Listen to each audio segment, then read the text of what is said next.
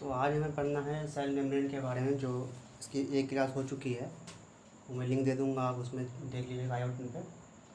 हमें 3 चीज़ें पढ़नी है सेल मेम्ब्रेन के बारे में, जो मेन है इसका डिटेल में स्ट्रक्चर ऑर्गेनाइजेशन, इसका मॉलिक्यूलर ऑर्गेनाइजेशन और इसका मेम्ब्रेन फ्लूइडिटी। सेल मेम्ब्रेन के बारे में जैसे मैंने बताया था कि एक बायोलॉजिकल मेम्ब्रेन होता है जिसमें काफ़ी सारे फिजियोलॉजिकल फंक्शन भी होते हैं, ठीक है। और ये डायनेमिक होता है, मूवमेंट करता रहता है, चेंज होता रहता है। काफ़ी सारे बायोकेमिकल प्रोसेस भी इसमें ये हेल्प करता है सेल मेम्ब्रेन।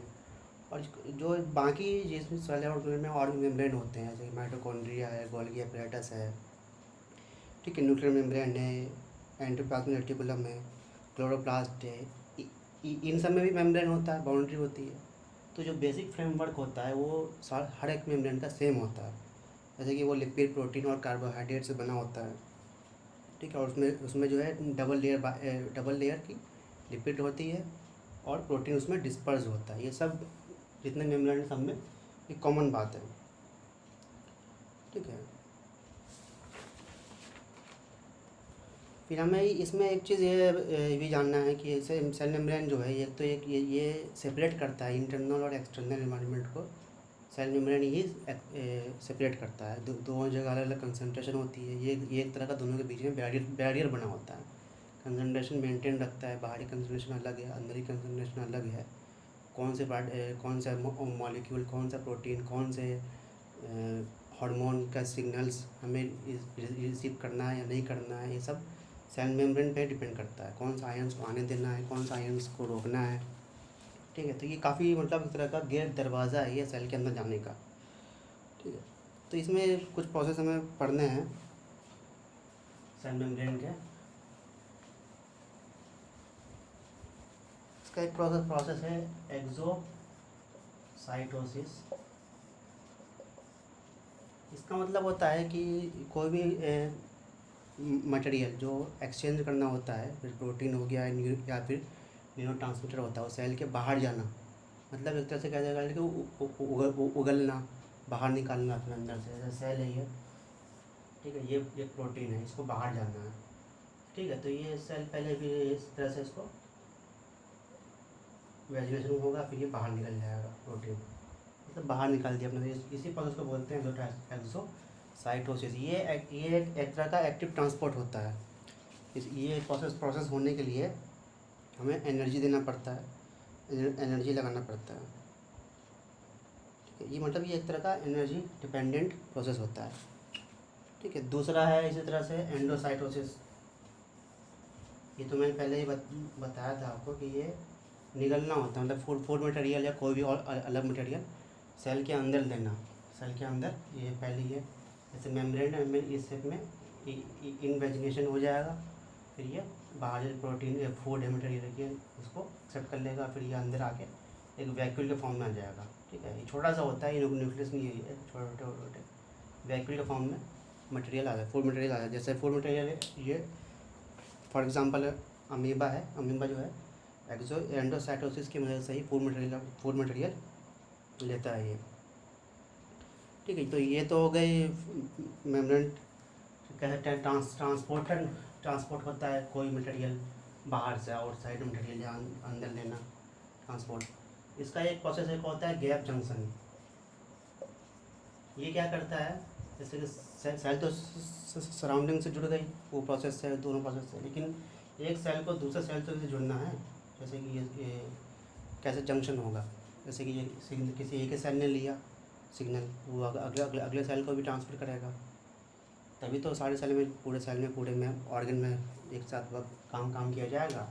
तो ये इसका जो साइटोप्लाज्म होता है, साइटोप्लाज्म एक तरह का जंक्शन बना लेता है दोनों सेल के साइटोप्लाज्म का। फिर जो ये यहाँ से कोई भी सिग्नल अगले को ट्रांसफ़र करता रहता है। तो ये हो गया गैप जंक्शन, ठीक है। एक तरह का ये गेट बन जाता है, दो सेल के बीच में गेट बन जाता है। बाकी इसके फंक्शंस है जो सेल, जैसे मेम्ब्रेन है, माइटोकॉन्ड्रिया का है और क्लोरोप्लास्ट का है, तो ये और भी फंक्शंस जो इम्पोर्टेंट फंक्शंस होते हैं वो भी करते हैं से उसके मेम्ब्रेन। जैसे कि माइटोकॉन्ड्रिया का मेम्ब्रेन है, वो एक प्रोसेस फंक्शन है ऑक्सीडेटिव फॉस्फोराइलेशन इसमें हेल्प करता है। इससे जैसे माइटोकॉन्ड्रिया को हम जानते हैं कि power house of the cell कहते हैं, जहाँ एनर्जी करेंसी एटीपी बनती है, तो इस प्रोसेस से एटीपी फॉर्म भी होता है। ठीक है। जो दूसरा लाइसोसोम एक और ऑर्गेनेल है, जहाँ पे इसको कहा जाता है कि वो एक सुसाइडल बैग्स है, जो भी वेस्ट मटेरियल होते हैं उसको वो मतलब डिस्ट्रॉय करता है।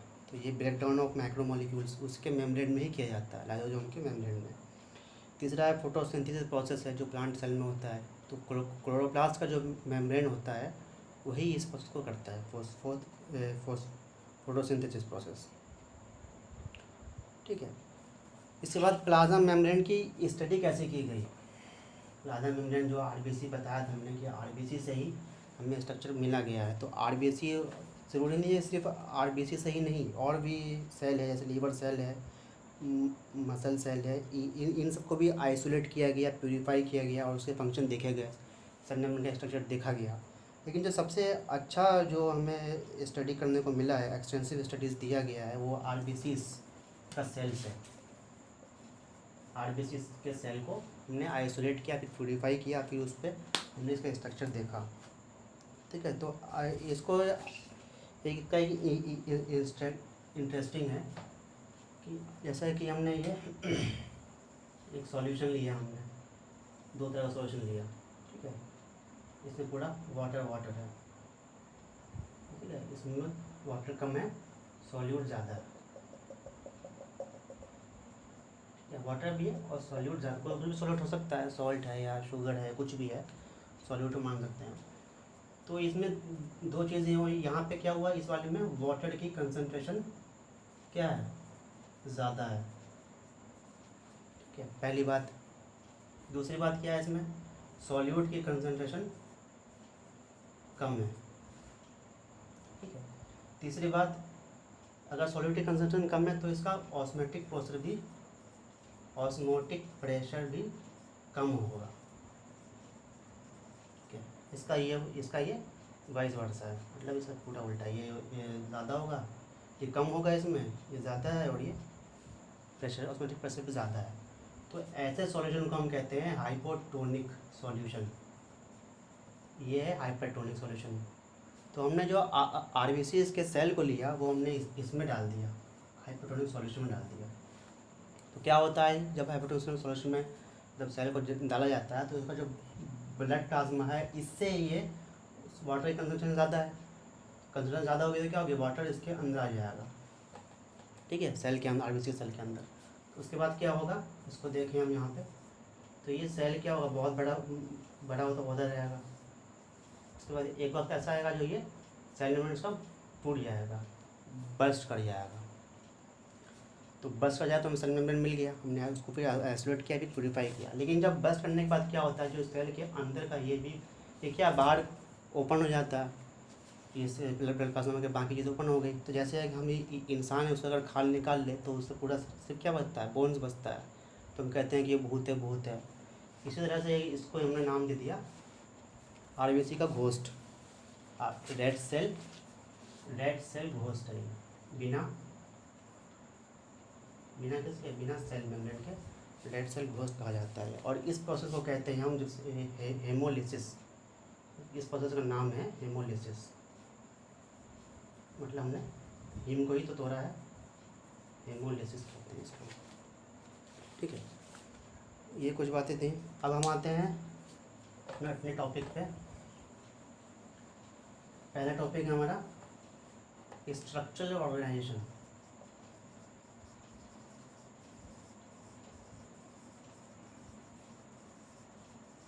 मतलब हमें सेल मेम्ब्रेन का स्ट्रक्चर किस साइंटिस्ट ने दिया और किस वजह से वो रिजेक्ट हुआ। तो सबसे पहले 1902 में एक साइंटिस्ट था ओवरटोन। इसने बताया कि इसने क्या कि प्लाज्मा मेम्ब्रेन जो है एक थिन लेयर, लिपिड की थिन लेयर है इसके चारों ओर। जो क्योंकि कोई भी पार्टिकल जो सॉल्युबल होता है लिक्विड में, वही सेल के अंदर पास जा पाता है। मतलब एक पार्टिकल है जो ये ऑयल में सॉल्युबल है, लेकिन यही पार्टिकल क्या होता है, इसके अंदर चला जाता है। तो इसमें क्या होता है कि ये भी जो है कि ये हाइड्रोफोबिक होता है, लिपोफिलिक, ये भी अगर ये इसके अंदर जा रहा है, पास कर रहा है आसानी से, कैसे पास इसने किया हो कुछ प्रोसेस, तो ये पास कर गया, इसका मतलब क्या है, इसकी जो बाउंड्री है ये भी लिपिड फॉर्म में है। तो इसने क्या कहा हावर्टन ने कि थिन लिपिड लेयर है, एक cell membrane thin lipid layer के फॉर्म में है। पहली बार इसी ने ही साइंटिस्ट ने बताया था ओवरटोन, इसीलिए इसको पायनियर कहा जाता है, सेल मेम्ब्रेन का पायनियर, इसी साइंटिस्ट ने बताया, सबसे पहले बताया था। ठीक है, इसने बस इतनी ही बात बताई। उसके बाद 1926 में 2 साइंटिस्ट थे, गॉटर एंड ग्रेंडल। इन दोनों साइंटिस्ट ने ये कह दिया कि प्लाज्मा मेम्ब्रेन जो है लिपिड बाइलेयर के फॉर्म में है, मतलब लिपिड बाइलेयर है। मतलब पहली बार इस साइंटिस्ट ने कहा कि वहाँ पे एक लेयर नहीं है, 2 लेयर है, लिपिड के सेल मेम्ब्रेन की 2 लेयर है। इन्होंने बस इतनी बात बताई। ठीक है, उसके बाद 1935 में 2 साइंटिस्ट एक साथ बताया, जेम्स डैनियल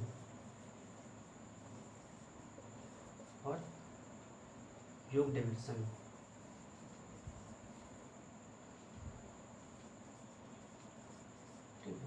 डैनियल और डेविडसन, इन्होंने बताया कि लिपिड बाइलेयर जो है, ये जो है प्लाज्मा मेम्ब्रेन लिपिड बाइलेयर है, लेकिन इसके वो दोनों लेयर पे, मतलब कि दोनों साइड, इस जैसे मेम्ब्रेन है बाइलेयर है, इसके दोनों साइड कोटिंग है। किसकी कोटिंग है?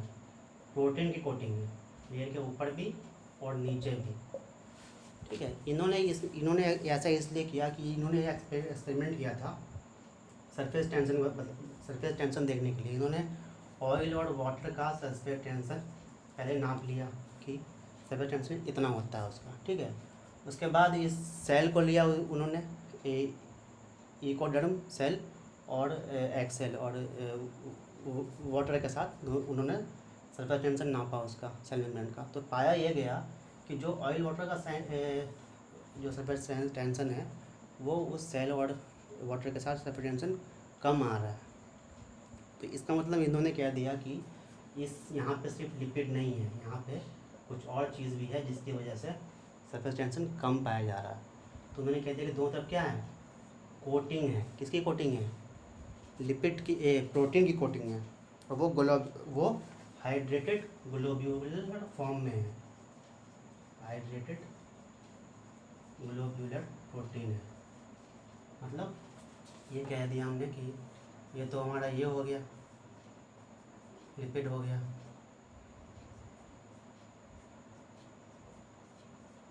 ठीक है, इसके ऊपर भी ग्लोब्यूलर प्रोटीन के दोनों तरफ है। तो एक तरह से ये सैंडविच मॉडल हो गया, बीच में ये लिपिड, ये प्रोटीन, PLLP। ये बताया इन्होंने, डेविसन और डैनियल ने। इसको हमने सैंडविच मॉडल भी नाम दे दिया। ठीक है, डेविसन और डेविसन मॉडल ने बस ये इतनी बात बताई थी। उसके बाद 1960s में एक साइंटिस्ट था, डेविड रॉबर्टसन।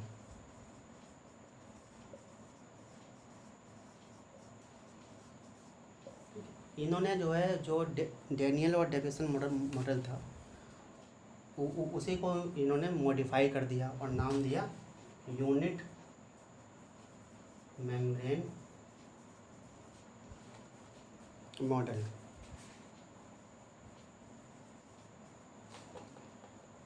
इन्होंने बाकी जो है इलेक्ट्रॉन माइक्रोस्कोपी से और उसके फंक्शन से बाकी ये बताया कि वो जो है यूनिफॉर्म थिकनेस है, मतलब कि पूरे सेल मेम्ब्रेन की थिकनेस सेम होगी। ऐसा नहीं है कि यहाँ पे सेल मेम्ब्रेन थोड़ा ठीक है, यहाँ पे थिन है। ठीक है, इन्होंने बताया कि पूरे सेल की जो थिकनेस होगी वो यूनिट होगी, एक जैसी होगी, और हर जगह जो है मतलब सेम बताया उन्होंने, जो डेविसन मॉडल का, कि ऊपर प्रोटीन होगी, नीचे प्रोटीन होगा और बीच में सारे लिपिड होंगे।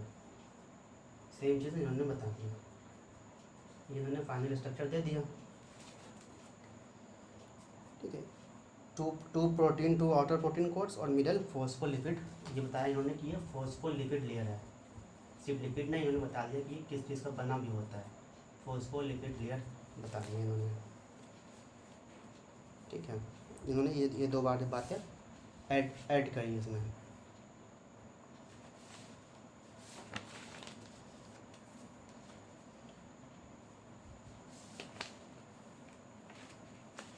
ठीक है, ये फिर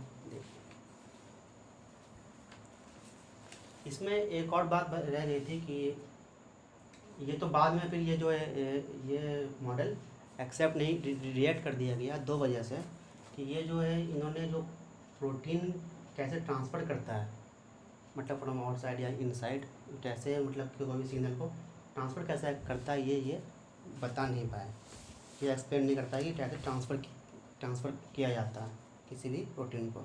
और ये भी नहीं बता पाए कि ये मोबाइल है, कि इसमें मोबिलिटी कैसे है, मतलब ये मूवमेंट कैसे करता है, इसका लिपिड जो है मोबिलिटी कैसे है, मतलब कैसे वो ट्रैवल करता है। ये दो बातें जो है ये इन्होंने नहीं बता पाए थे।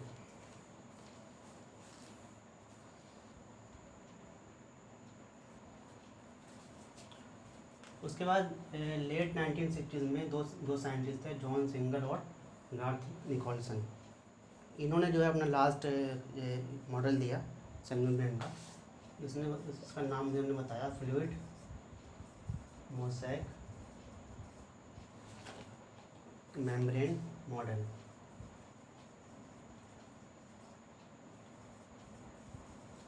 ये इन्होंने बताया, ये तो मैंने पहले ही पढ़ाया था इसमें कि यही ये दो सेम चीज़ें हैं, दोनों बाइलेयर में फॉस्फोलिपिड होते हैं, फिर प्रोटीन होता है। और जो है ये एक मतलब फ्लूइड, सही फ्लूइड इसका नेचर होता है मेम्ब्रेन का, उसमें जो है बाकी सारे प्रोटीन जो है वो डिस्पर्स होते हैं, डूबे हुए होते हैं एक तरह से, और उसी में वो फ्लोट कर रहे होते हैं। रिलेटिवली वो फ्लूइड स्टेट में होता है लिपिड बाइलेयर, और वो प्रोटीन इसमें एम्बेडेड होते हैं और फ्लोट करते हैं बाइलेयर के ऊपर। ठीक है, और जो इन्होंने ये बताया कि प्रोटीन और लिपिड जो ऊपर दोनों मोनोलेयर है, दोनों साइड लेयर है, ऊपर भी लेयर है और नीचे भी लेयर है, तो ये प्रोटीन यहाँ पे ही तैरते हैं और इसके लिपिड भी ट्रैवल करते हैं, फ्लोट करते हैं आपस में, ये दोनों तरफ। ये चीज़ें बता दी वो साइंटिस्ट ने, लास्ट मॉडल था ये।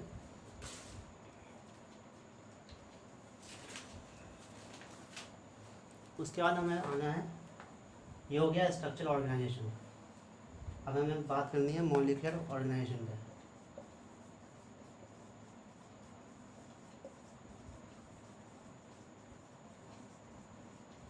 मॉलिक्यूलर ऑर्गेनाइजेशन मतलब है कि कौन कौन से मॉलिक्यूल हैं उसमें। लिपिड है, जैसे मैंने बताया लिपिड है, मॉलिक्यूल प्रोटीन है और कार्बोहाइड्रेट है, तो उसका ऑर्गेनाइजेशन किस तरह से है, कितने कैसे कैसे है उसमें ऑर्गेनाइजेशन, इस बारे में बात करनी है हमें। पहली बात तो ये है कि जो मेम्ब्रेन होते हैं, मेम्ब्रेन उसमें असेंबली है लिपिड, प्रोटीन और कार्बोहाइड्रेट की, वो सब एक साथ है। और लिपिड और प्रोटीन जो है वो नॉन कोवलेंट बॉन्ड से जुड़े हुए होते हैं। लिपिड जो है प्रोटीन के साथ कौन सा बॉन्ड बनाती है, नॉन कोवलेंट बॉन्ड। ठीक है, और कार्बोहाइड्रेट जो है, कार्बोहाइड्रेट जो है ओलिगो फॉर्म में होती है, ओलिगोसैकेराइड, मतलब 2 से 8, 2 से 10 चेन होती हैं इसकी। तो ये जो है लिपिड और प्रोटीन के साथ दोनों के साथ बॉन्ड बनाता है और वो कोवलेंट बॉन्ड बनाता है। ये बात हो गई। ठीक है, और सरफेस पे जो वो सब के सब लिपिड और प्रोटीन फ्लोट करते हैं, ये तो बात पहले की बात थी। उसके बाद ये है कि अलग अलग मेम्ब्रेन में यही तीनों मॉलिक्यूल पाए जाते हैं, लेकिन इनका रेशियो जो है अलग अलग होता है हर जगह। जैसे मैं कुछ डाटा मैं बता देता हूँ आपको। तो प्लाज्मा मेम्ब्रेन में हमने अगर लिया, प्लाज्मा मेम्ब्रेन लिया हमने आरबीसी का, फिर लिया है अमीबी का, ये ह्यूमन आरबीसी लिया है इंसानों का, और माउस का लीवर, इन तीनों सेल पे हमने स्टडी किया कि क्या कितनी कितनी रेशियो होती है प्रोटीन की, लिपिड की और कार्बोहाइड्रेट की। तो ये नोट कर लीजिए, ह्यूमन आरबीसी में प्रोटीन होता है 49%, लिपिड होता है 43% और कार्बोहाइड्रेट होता है 8%।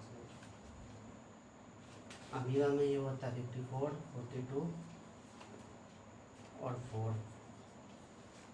इसी तरह माउस लेवल में 44 ये होता है, 52 ये होता है, कार्बोहाइड्रेट 44। इससे कहने बताने मतलब ये है कि किसी किसी में प्रोटीन ज़्यादा हो सकते हैं, किसी किसी में लिपिड ज़्यादा हो सकते हैं। कार्बोहाइड्रेट बहुत कम परसेंटेज में पाए जाते हैं, जैसे कि प्रोटीन बहुत ज़्यादा होता है हमारे इसमें आरबीसी में, ठीक है। इसी तरह हमने एक माइटोकॉन्ड्रिया का इनर मेम्ब्रेन लिया, ठीक है, उस पर स्टडी किया। उस पर देखा यह गया कि 76% से ज़्यादा प्रोटीन है और बाकी जो है लिपिड है 24% और कार्बोहाइड्रेट बिल्कुल नहीं होते हैं माइटोकॉन्ड्रिया के इनर मेम्ब्रेन में, माइटोकॉन्ड्रिया नहीं होते। इसी तरह क्लोरोप्लास्ट में देखा हमने, क्लोरोप्लास्ट के मेम्ब्रेन में जब हमने स्पिनैक का लैमेला लिया मतलब पालक का, उसमें पाया गया कि प्रोटीन 70% होता है उसके मेम्ब्रेन में और लिपिड 30% और कार्बोहाइड्रेट बिल्कुल भी नहीं पाया जाता है। ये था इसका। उसके बाद सेल मेम्ब्रेन में हमें इन सब चीज़ों से ये समझ, उसके 3 नेचर समझ में आए सेल मेम्ब्रेन की। सेल मेम्ब्रेन का 3 तरह का नेचर होता है, वो होता है, सेल मेम्ब्रेन का नेचर देखें तो हम वो असिमेट्रिक होता है, ठीक है, डायनेमिक होता है और फ्लूइड होता है। ये 3 नेचर होता है, कोई सिमेट्री नहीं पाई, सिमेट्री नहीं होती है कि यहाँ पे ऐसा है तो वहाँ बिल्कुल बिल्कुल ऐसा होगा, सेम एक दूसरे जैसा, ऐसा नहीं है। डायनेमिक मतलब मूवमेंट करता रहता है, और फ्लूइड मतलब वो फ्लूइड स्टेट में होता है। ये 3 तरह का नेचर हमें सेल मेम्ब्रेन का समझ में आता है। तो हम एक एक करके हर एक मॉलिक्यूल के बारे में पढ़ते हैं। पहला है मेम्ब्रेन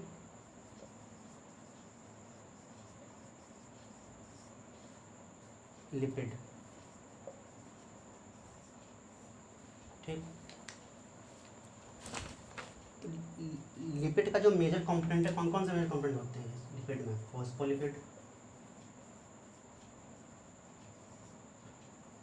दूसरा है कोलेस्ट्रॉल और ग्लाइकोलिपिड्स। ये 3 मेजर कंपोनेंट होते हैं मेम्ब्रेन लिपिड के, ठीक है।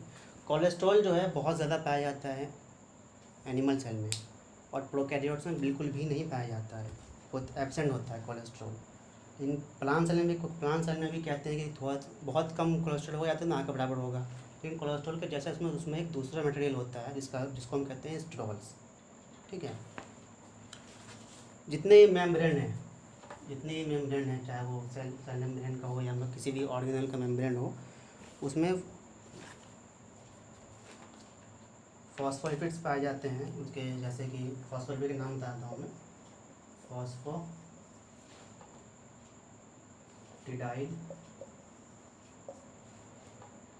अमाइन, ठीक है। इसी तरह ये पूरा सेम रहेगा, कोलाइन,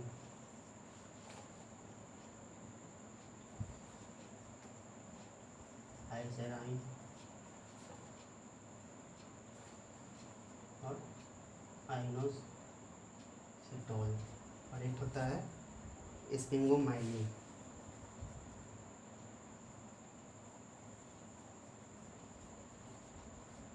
बस इतने ही तरह के फॉस्फोलिपिड पाए जाते हैं। फॉस्फोलिपिड में यही सब फॉस्फोलिपिड होते हैं, ठीक है।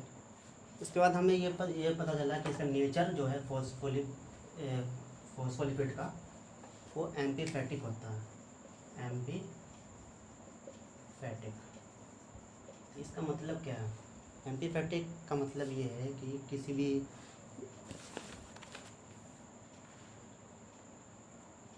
मॉलिक्यूल, जो एम्फीपैथिक जो मॉलिक्यूल होगा उसमें 2 पार्ट होता है उसका, एक हेड पार्ट होता है और टेल पार्ट होता है, या तो कोई भी 2 पार्ट कर सकते हैं कि 2 पार्ट है, इधर है तो इधर है। मतलब एक उसका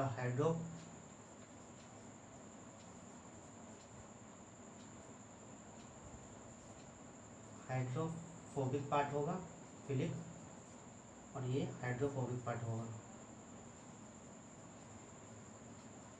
ठीक है, उसी तरह ये कह सकते हैं कि ये इधर जो है हाइड्रोफिलिक पार्ट है और बीच में हाइड्रोफोबिक पार्ट है। ये प्रोटीन का है और ये लिपिड का है। ठीक है, तो हाइड्रोफोबिक और हाइड्रोफिलिक का मतलब ये, अगर मान लीजिए हम किसी मॉलिक्यूल एक्वस, इस एम्फीबोटिक मॉलिक्यूल को हम एक्वस में डाल दें, एक्वस मतलब जिसमें वाटर है, तो ये क्या करेगा, हाइड्रोफिलिक पार्ट तो वाटर के साथ जाएगा, हाइड्रोफोबिक पार्ट ऐसा है वो क्या करेगा कि वो वाटर से दूर भागे। ठीक है, तो दूर कहाँ भागेगा, तो पूरे सॉल्यूशन में, तो वो क्या करेगा, दो ही तरफ से कुछ ऐसा इस तरह का बना लेगा अपना स्ट्रक्चर, दोनों तरफ जो है इधर पानी पानी रहे और बीच में जो है हाइड्रोफोबिक पार्ट आ जाए, और ये इतना मतलब कंजेस्टेड बना लेता है कि पानी को अंदर आने नहीं देता है। ठीक है, ये हो गया। इसी तरह मेम्ब्रेन जो सेल मेम्ब्रेन होता है वो यही करता है। सेल मेम्ब्रेन में क्या होता है कि जैसे मान लीजिए वाटर है, हमने बीच में इस तरह का बनाया, दोनों तरफ पानी भर दिया, दोनों तरफ पानी है। ठीक है, यहाँ पे हमने वो लगा दिया सेल मेम्ब्रेन, ठीक है, काट के हमने कैसे भी यहाँ लगा दिया, तो ये क्या करेगा कि यहाँ पे ऐसे स्ट्रक्चर बना लेगा इस तरह का। ठीक है, मतलब पानी इधर पास होने ही नहीं देगा दोनों तरफ, क्यों होने देगा, ये लिक्विड लेयर बीच में है, और ये इतना कंजेस्टेड बना देगा कि ये एक ड्रॉप भी पानी पास नहीं होने देगा। इस तरह से वो अपने तरफ को एसोसिएट कर लेता है। ठीक है, और ये एक बाई लेयर बन जाता है, कॉन्टिन्यूस हाइड्रोफोबिक इंटीरियर बना लेता है अपना इस तरह से, स्मॉल होल को पूरा ये सील कर लेता है। उसके बाद क्या है कि ये लिपिड जो है ये 3 तरह के मूवमेंट दिखाते हैं।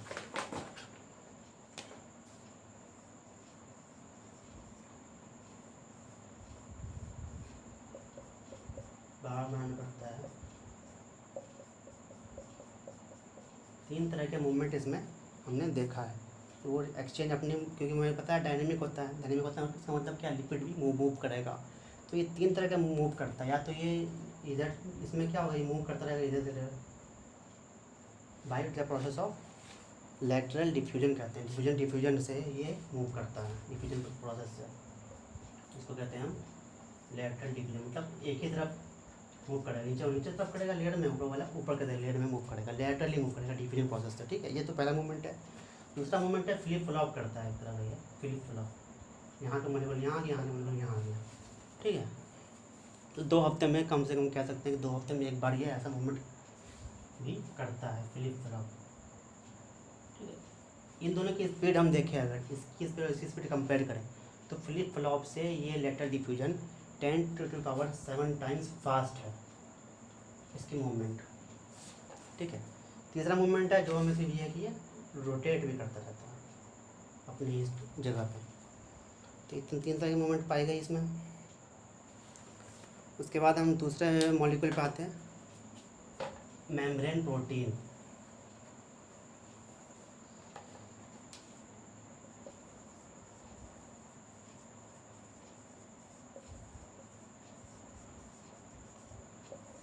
मेम्ब्रेन प्रोटीन देखें हम, तो ये भी क्या होता है, सारे बायोलॉजिकल मेम्ब्रेन में ये लिपिड बाइलेयर के साथ पाया जाता है। ठीक है, पहली बात हो गई। दूसरी बात है कि जब ट्रांसपोर्ट मॉलिक्यूल्स जो अक्रॉस द मेम्ब्रेन जो ट्रांसपोर्ट मॉलिक्यूल करता है, तो सबसे ज़्यादा कंट्रीब्यूशन प्रोटीन का ही होता है, प्रोटीन ही करता है। जैसे कि कोई भी सिग्नल हो, हार्मोन से सिग्नल लेना हो या केमिकल सिग्नल लेना हो या सेल शेप को स्टेबलाइज करना हो, ये सारे जो है डिपेंड करता है इसी प्रोटीन पे।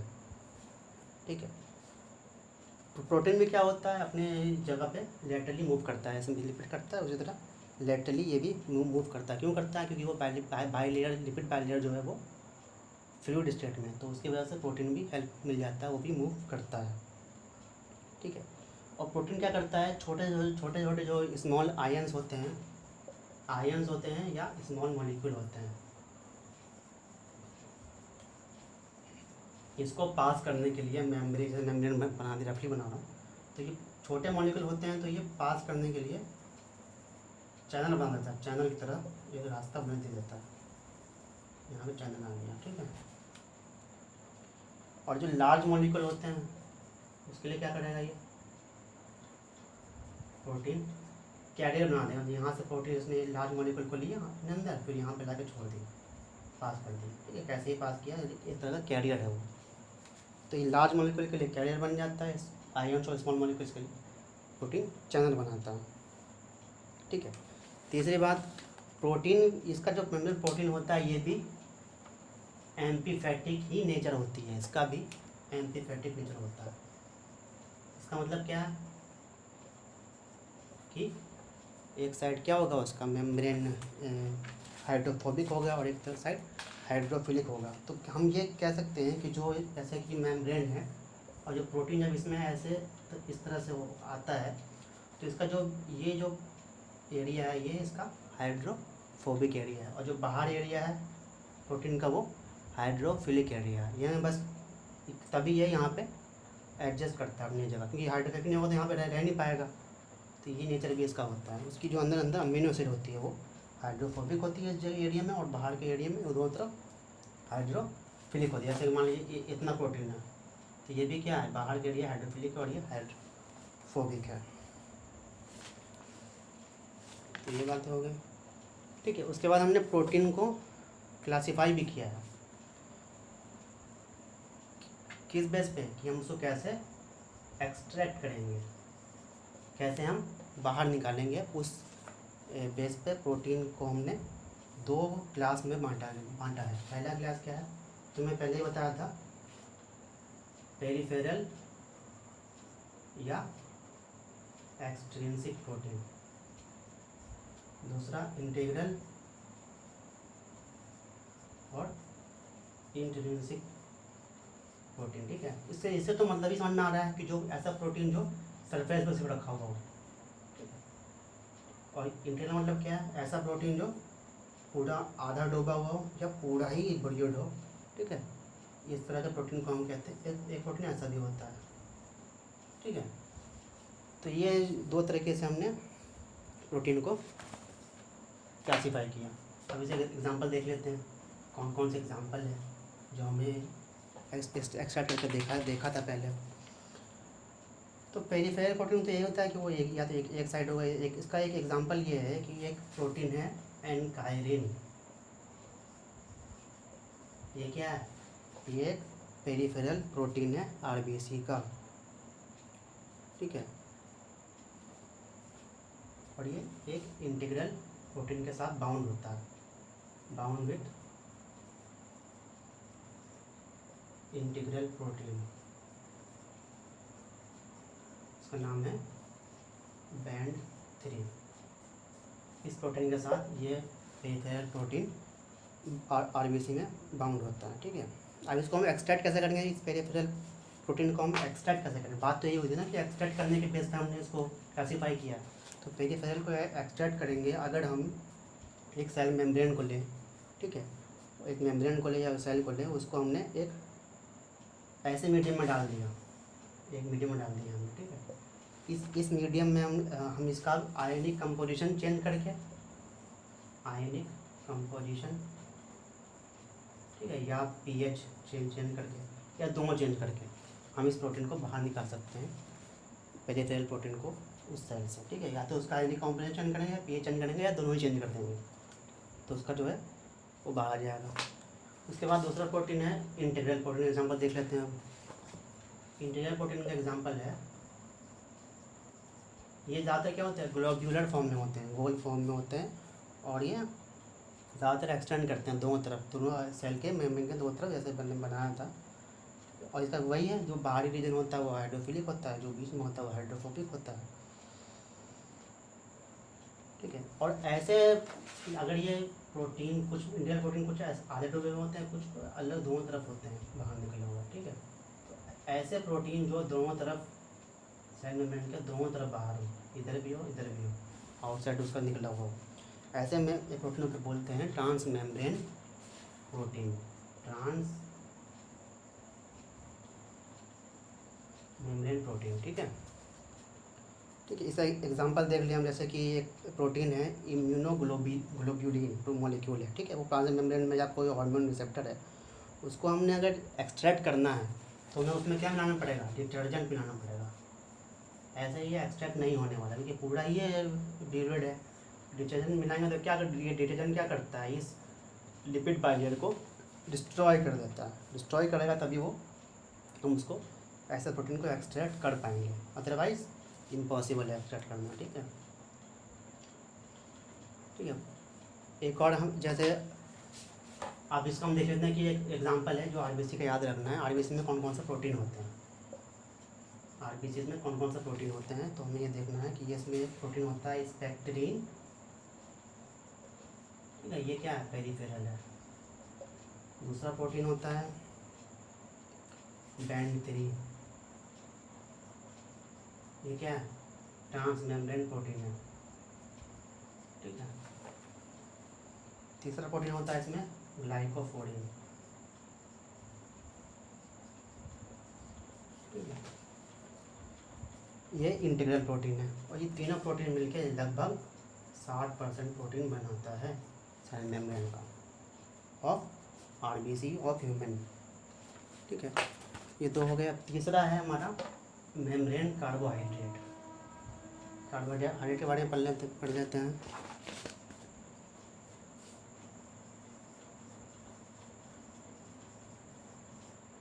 मेम्ब्रेन कार्बोहाइड्रेट, ठीक है, कार्बोहाइड्रेट के बारे में जानना है हमें। तो कार्बोहाइड्रेट क्या, ये भी प्लाज्मा मेम्ब्रेन में होता है और ये 2 फॉर्म में पाया जाता है, जो पहले बताया था, ग्लाइको प्रोटीन और ग्लाइको लिपिड। ये ग्लाइको मतलब कार्बोहाइड्रेट, प्रोटीन मतलब प्रोटीन के साथ ग्लाइको लगा हो, मतलब कार्बोहाइड्रेट लगा हो, ठीक है।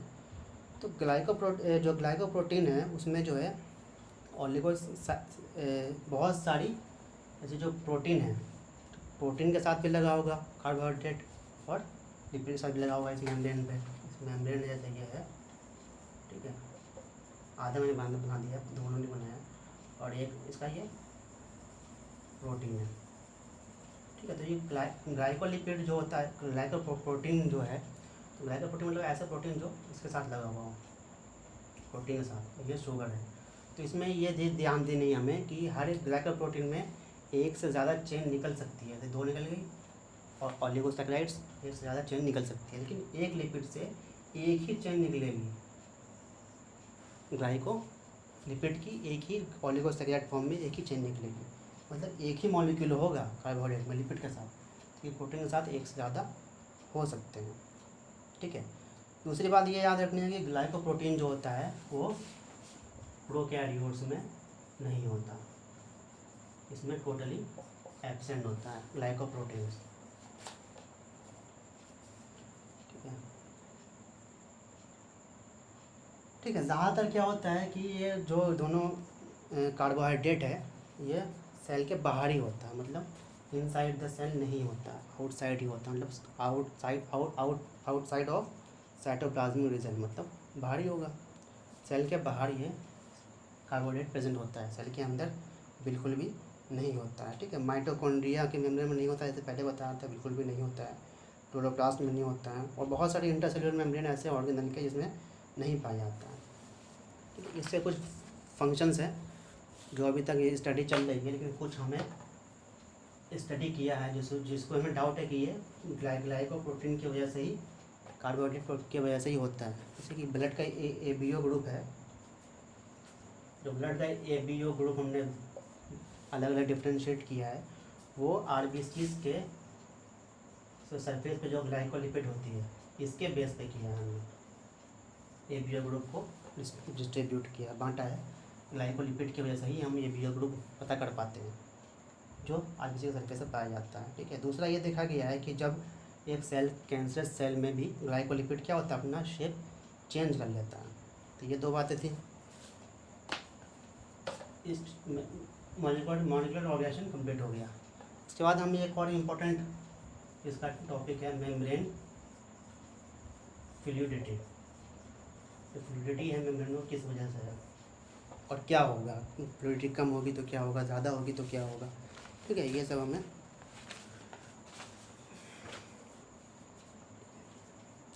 जो फ्लूइड स्टेट होता है एक सेल मेम्ब्रेन का, वो डिपेंड करता है उसके हाइड्रोकार्बन चेन होते हैं जो फॉस्फोलिपिड के, उस पर डिपेंड करता है, और उसके कोलेस्ट्रॉल के कंटेंट पर डिपेंड करता है। मतलब अगर बहुत ज़्यादा है, मान लीजिए कॉम्प्लेक्स फॉर्म में, बहुत ज़्यादा कंजेस्टेड फॉर्म में फॉस्फोलिपिड बहुत ज़्यादा है, तो उसका फ्लूइडिटी भी कम होगा। कोलेस्ट्रॉल ही बहुत ज़्यादा है तो फ्लूइडिटी भी कम हो जाएगा। ठीक है, ये देखा गया है। अगर लॉन्ग चेन कार्बन का और लूजली पैक नहीं है तो फ्लूइडिटी उसका भी ज़्यादा हो जाएगा, खुला खुला रहेगा। ऐसे वाटर का होता है। ठीक है, और फिर ये भी देखा गया है कि जो अनसैचुरेटेड हाइड्रोकार्बन होते हैं, अनसैचुरेटेड जो हाइड्रोकार्बन होते हैं फॉस्फोलिपिड के, वो ज़्यादा फ्लूइडिटी होती है इसमें। क्यों होती है? क्योंकि उसमें डबल बॉन्ड आ गए। ये देखा ये गया, जैसे हमने स्टेरिक एसिड एग्जाम्पल लिए, स्टेरिक एसिड है, ये क्या है, एक सैचुरेटेड हाइड्रोकार्बन है, तो ये इसका मैच होता है 69 डिग्री सेल्सियस पे। ठीक है, दूसरा लिया हमने ओलिक एसिड, तो ये मैच हो जाता है कितने डिग्री पे, सिर्फ 13.4 डिग्री पे मैच हो जाता है। कि इसमें दोनों में डिफरेंस ये सैचुरेटेड है और ये अनसैचुरेटेड है, इसमें सिर्फ एक ही डबल बॉन्ड है जिसकी वजह से इसका टेम्परेचर इतना कम है। ठीक है, इसे फिर हमने देखा गया कि अगर हम एक डबल बॉन्ड और ऐड कर दें इसमें, तो इसका मेल्टिंग पॉइंट टेम्परेचर -5 डिग्री कम हो जाएगा, और मतलब 13 से 8 हो जाएगा। हर एक डबल बॉन्ड ऐड करने पे 5 डिग्री कम होता रहता है। ठीक है, और दूसरी ये तो फ्लूइडिटी इंक्रीज करने के लिए हमें डबल बॉन्ड का हाइड्रोकार्बन लगा सकते हैं। ठीक है, पहली बात। दूसरी बात ये, अगर हम फ्लूइडिटी इंक्रीज करना है और तो हम उसका टेम्परेचर भी इंक्रीज़ करेंगे। टेम्परेचर अगर इंक्रीज़ करेंगे तो फ्लूइडिटी भी इंक्रीज़ होगा, जाहिर सी बात है। कोई चीज़ जमा हुआ तो वो ठंडा रहे तो कम है, फ्लूइड कम है। अगर हीट करेंगे तो वो हीट ज़्यादा हो जाएगा। ठीक है, तो ऐसा टेम्परेचर जो एक जेल लाइक जो स्ट्रक्चर होगा उसका मेम्ब्रेन का, वो फ्लूइड में बदल दे, तो इस टेम्परेचर को हम कहते हैं ट्रांजिशन टेम्परेचर। जो एक ऑर्डर्ड स्टेट से डिसऑर्डर्ड स्टेट में कन्वर्ट कर दे, उसको कहते हैं हम ट्रांजिशन टेम्परेचर। ये समझ में आया? ये ऑर्डर्ड से डिसऑर्डर्ड फॉर्म में ले जाए। ठीक है, उसके बाद हम बात करते हैं कोलेस्ट्रॉल के बारे में।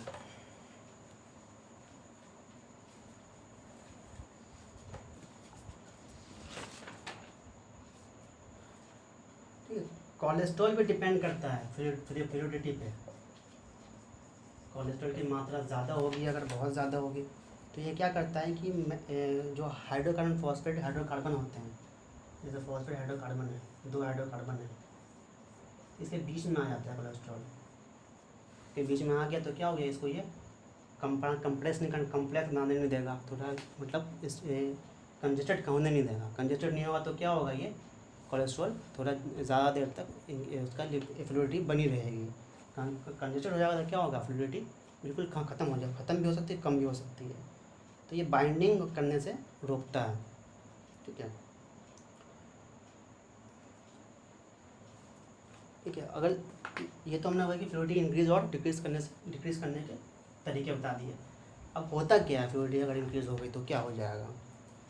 फ्लूइडिटी अगर इंक्रीज़ हो गई तो इसका मतलब ये है कि जो वाटर और अदर हाइड्रोफिलिक मॉलिक्यूल है वो क्या होगा, वो उसके साथ इंटरेक्ट मेम्ब्रेन में आ सकते हैं आसानी से। ज़्यादा फ्लूइडिटी बढ़ जाएगी तो वो हाइड्रोफिलिक सब्सटेंस और वाटर मॉलिक्यूल्स पास होने लग जाएंगे सेल मेम्ब्रेन से, उससे नुकसान होगा सेल को।